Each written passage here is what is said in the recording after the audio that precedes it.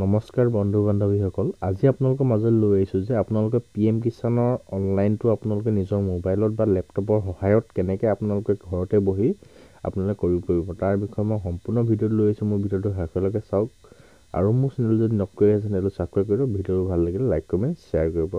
আপোনালোকে PM কিষাণৰ online কৰিবৰ বাবে যিকোনো সাইটত গৈ পিনি আপোনালোকে ব্ৰাউজাৰত গৈ পিনি PM কিষাণ বুলি সাৰ্চ কৰিব। সাৰ্চ কৰি দিয়াৰ লগে লগে পেজটো এনেকৈ খোল খাব। এনেই খোল দিয়াৰ লগে লগে PM নিউ ৰেজিষ্ট্ৰেশ্যন যিটো অপশ্যন আছে তাত ক্লিক কৰি দিব। ক্লিক কৰি দিয়াৰ পিছত আপোনালোকে ইয়াত প্ৰথম আধাৰ কাৰ্ডৰ যিটো ৰেজিষ্ট্ৰেশ্যন নম্বৰ আছে, আধাৰ ৰেজিষ্ট্ৰেশ্যন নম্বৰটো যোনটো আপোনাৰ আধাৰ কাৰ্ডত থাকিব, সেই কাৰ্ডটো আপোনালোকৰ ইয়াত এণ্টাৰ কৰিব লাগিব নম্বৰটো। আৰু যিটো আধাৰ ৰেজিষ্ট্ৰেশ্যন মোবাইল নম্বৰ আছিলে, আধাৰ কাৰ্ডটো উলিয়াওঁতে আপুনি যিটো মোবাইল নম্বৰ দিছিলে সেই মোবাইল নম্বৰটো ইয়াত 2 নম্বৰ অপশ্যনটোত ফিল আপ কৰিব লাগিব, যিটো মোবাইল নম্বৰ আছে আপোনাৰ।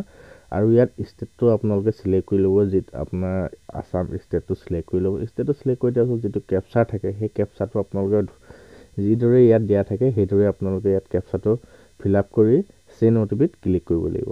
তো আপুনি এইখিনি সুন্দৰকৈ কৰি ল'ব। আপোনাৰ আধাৰ নম্বৰ আৰু আপোনাৰ যিটো মোবাইল নম্বৰ আছে সেই মোবাইল নম্বৰটো ফিল আপ কৰি পিনি আপুনি চেণ্ড OTPত ক্লিক কৰিব লাগিব। মই এজন ব্যক্তিক কৰি দেখাইছোঁ আপোনালোকক, তেখেতে আগতে কৰিছিলে বুলি কৈছে, তথাপিও মই কৰি দেখাইছোঁ। মই ইয়াত আপোনালোকে কেপচাৰটো ফিল আপ কৰি লৈছোঁ। কেপচাৰটো ফিল আপ কৰি চেণ্ড OTPত ক্লিক কৰি দিয়াৰ লগে লগে তেখেতৰ যিটো আধাৰ ৰেজিষ্ট্ৰেশ্যন মোবাইল নম্বৰ আছে সেই মোবাইল নম্বৰটো এটা OTP যাব। OTPটো আপোনালোকে ফিল আপ কৰি দিব, যি ধৰণে OTPটো যায় সেই ধৰণে OTPটো ফিল আপ কৰি দিব। আৰু যিটো কেপচাৰ থাকে সেই কেপচাৰটো আপোনালোকে ইয়াত শুধৰণিকৈ ফিল আপ কৰি পিনি আকৌ ছাবমিট বটনটো যিটো আছে সেই ছাবমিট বটনটো আপোনালোকে ক্লিক কৰিব লাগিব। তো তেখেতৰ OTPটো গৈছে, তো মই তেখেতৰ OTPটো ইয়াত মই ফিল আপ কৰি ল'ম। ফিল আপ কৰি দিয়াৰ পিছত আপোনাৰ যিটো কেপচাৰ থাকে সেই কেপচাৰটো ফিল আপ কৰি ছাবমিট বটনত ক্লিক কৰি দিম। ছাবমিট বটনত ক্লিক কৰি দিয়াৰ পিছত আপোনালোকৰ আধাৰ অথেণ্টিকেশ্যন কাৰণে আকৌ এটা OTP যাব। মই ইয়াত দেখাইছোঁ আপোনালোকক। ইয়াত কেপচাৰটো ফিল আপ কৰি মই যেতিয়া ছাবমিট বটনত ক্লিক কৰিম তেতিয়া আধাৰ ফালৰ পৰা এটা ভেৰিফিকেশ্যন OTP যায়। সেই OTPটো আপোনালোকে ইয়াত আকৌ ফিল আপ কৰি লাগিব। সেইটো কাৰণে আপোনালোকৰ আধাৰ ৰেজিষ্ট্ৰেশ্যন মোবাইল নম্বৰটো লাগে, নহ'লে আপোনালোকে ফিংগাৰপ্ৰিণ্ট দিব লাগে। যদি আপুনি মোবাইলত কৰে এই আধাৰ কাৰ্ডত থকা নম্বৰটো লাগিবই। তো আকৌ এটা যাব OTPটো, সেই OTPটো আপোনালোকে আগৰ দৰে যেনেকৈ ফিল আপ কৰিছিলে OTPটো আগতে তেনেকৈ ফিল আপ কৰিছিলে OTPটো ফিল আপ কৰিব। আৰু যিটো কেপচাৰ আছে সেই কেপচাৰটো শুধৰণিকৈ ফিল আপ কৰি ল'ব যিদৰে ইয়াত দিয়া থাকে। তো কেপচাৰটো ফিল আপ কৰি দিয়াৰ পিছত ভেৰিফাই আধাৰ OTP যিটো অপশ্যন আছে সেইটোত আপোনালোকে ক্লিক কৰি দিব। ক্লিক কৰি দিয়াৰ পিছত অলপ লোড হৈ পিনি এটা পেজ খোল খাব। এই পেজটোত আপোনালোকে ষ্টেটটো অলৰেডি চিলেক্ট হৈ থাকিব। আপোনালোকে প্ৰথমতে যিহেতু ষ্টেটটো চিলেক্ট কৰিছিলে, তো ষ্টেটটো চিলেক্ট থাকিব। প্ৰথম আপুনি ডিষ্ট্ৰিক্ট চিলেক্ট কৰিব, তাৰপৰা ছাব ডিভিজনটো, তাৰপৰা আপোনালোকৰ যিটো ব্লক পৰে সেই ব্লকটো, আৰু আপোনালোক কোনখন গাঁও হয় সেই গাঁওখনৰ নামটো আপোনালোকে ইয়াত বিচাৰি ল'ব। বিচাৰি পিনি চিলেক্ট কৰি দিব। আৰু আপোনাৰ নামবিলাক থাকিব ইয়াত। আপোনাৰ কেটেগৰীটো যদি ST হয় ST দিব, SC জেনেৰেল যি হয় সেইটো আপোনালোকে চিলেক্ট কৰিব। যদি আপোনালোকৰ সৰহকৈ খেতি আছে তেনেহ'লে আদাৰ্ছ দিব, যদি কমকৈ আছে তেনেহ'লে স্মল দিব। আপোনালোকে যিটো মাটি যিমানখিনি পৰিমাণৰ আছে সেইটো আপোনালোকে চিলেক্ট কৰিব। আধাৰ কাৰ্ড টাইপ থাকিব, টাইপটো এইখিনি একো কৰিব লগা নাই। মোবাইল নম্বৰ গোটেইখিনি আপোনালোকৰ অলৰেডি ইয়াত ফিল আপ হোৱা থাকিব, যিহেতু আপোনালোকৰ মোবাইল নম্বৰ আগতে দিছিলে। তো এইখিনি আপোনালোকে একো কৰিবলগীয়া নাথাকে। আধাৰ অথেণ্টিকেশ্যন যিটো OTP লোৱা থাকে সেইটো কাৰণে এড্ৰেছখিনি গোটেইখিনি আপোনালোকে ইয়াত ফিল আপ হৈ আহিব। এইখিনি আপোনালোকে আকৌ ফিল আপ কৰিব নালাগে। ইয়াত লাগিব আপোনাৰ লেণ্ড ৰেজিষ্ট্ৰেশ্যন ID, যিটো আপোনালোকৰ জমাবন্দী কপি বা খাজনা ৰচিদত পাব। আপোনালোকে লেণ্ড ৰেজিষ্ট্ৰেশ্যন IDটো আপোনালোকে ইয়াত ফিল আপ কৰি দিব। যিটো ID আপোনালোকৰ কাগজ পত্ৰত থাকিব সেই IDটো ইয়াত ফিল আপ কৰিব। আৰু আপোনালোকৰ ইয়াত প্ৰয়োজন হ'ব আপোনালোকৰ ৰেচন কাৰ্ড, যিহেতু ৰেচন কাৰ্ড চবৰে আছেই চাগে, সকলোৰে আছেই। সেই ৰেচন কাৰ্ডৰ নম্বৰটো ইয়াত ফিল আপ কৰিব আৰু ডেট অফ বাৰ্থটো ইয়াত থাকিবই। যদি আপোনালোকে PM কিষাণৰ আগতে পাইছে আকৌ পোৱা নাই, তেতিয়া আপোনালোকে ইয়াত যদি আপোনালোকে আগতে পইচা পাইছিলে তেনেহ'লে yes দিব, যদি পোৱা নাই তেনেহ'লে no দিব। তো নতুনকৈ কৰিব তো নোৱে দিব।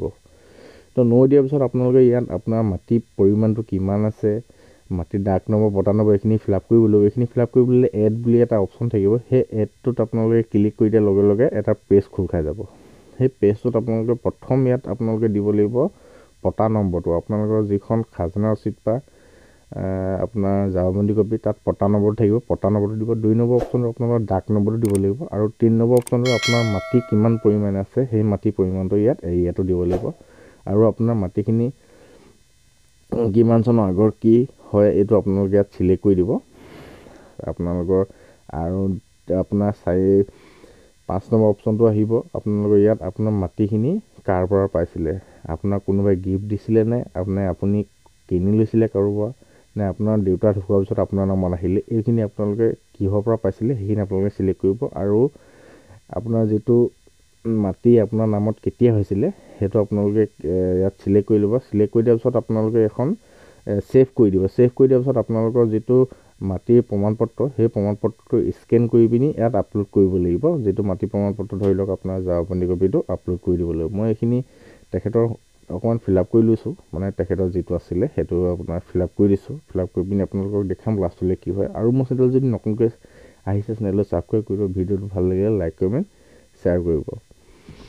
ত' মই এইখিনি ফিল আপ কৰি লৈছোঁ তেখেতৰ সোনকালে।